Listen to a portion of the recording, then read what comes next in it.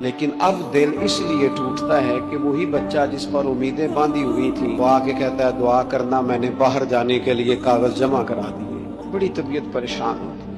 آپ کبھی قبرستان جائیں نا تو کچھ قبریں شکوہ کرتی ہیں کہ ہمارے جو اپنے ہیں وہ وطن سے باہر رہتے ہیں, ان سے کبھی کسی کی ملاقات ہو نا وہ زبان حال سے کہتی ہیں, قبریں ان کی حالت دیکھ کے لگتا ہے کہ یوں کہہ رہی ہیں. وہ کہتی ہیں وہ کبھی ملیں تو ان سے کہنا آ جاؤ, جب سے تم نہیں نہ آئے یہاں بلبل بھی کوئی نہیں آئی, یہاں چڑیا بھی کوئی نہیں آئی, یہاں کوئی پتنگا بھی کوئی نہیں آیا, کسی نے آ کے پوچھا ہی نہیں.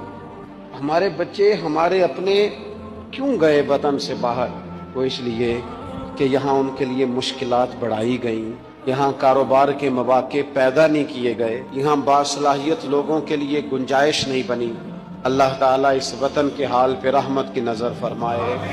ہم سب کا خیال ہے نا, میرا بھی خیال ہے کہ حکومت عوام کے بارے میں نہیں سوچتی. یہ ہم سب کی رائے ہے کہ حکومت عوام کے بارے میں نہیں سوچتی, خیال نہیں کرتی. سچ بتانا, ہم ایک دوسرے کے بارے میں سوچتے ہیں. ہم سوچتے ہیں پیٹرول تو ابھی بعد میں مہنگا ہونا ہے, تو جو مہنگا ہونے سے پہلے بند کر دیتے ہیں کہ دینا نہیں, وہ کون ہے؟ چینی تو ابھی بعد میں مہنگی ہوگی, صرف خبر آئی ہے کہ کل پرسوں قیمت بڑھے گی, تو جنہوں نے پہلے اٹھا کے گودام میں رکھ لی ہے وہ کون ہے؟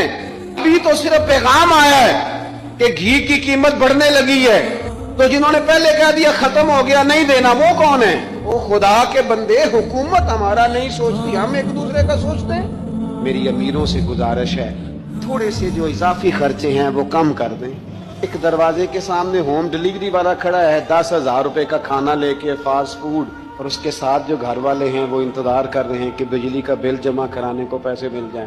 تو یہ امت ایک ہے, ان کا درد ایک ہے, ان کی سوچیں ایک ہیں, خوشیاں اور غم ایک ہیں. لہٰذا میرے بھائی تھوڑا تھوڑا ہم ہی احساس پیدا کریں ایک دوسرے کا.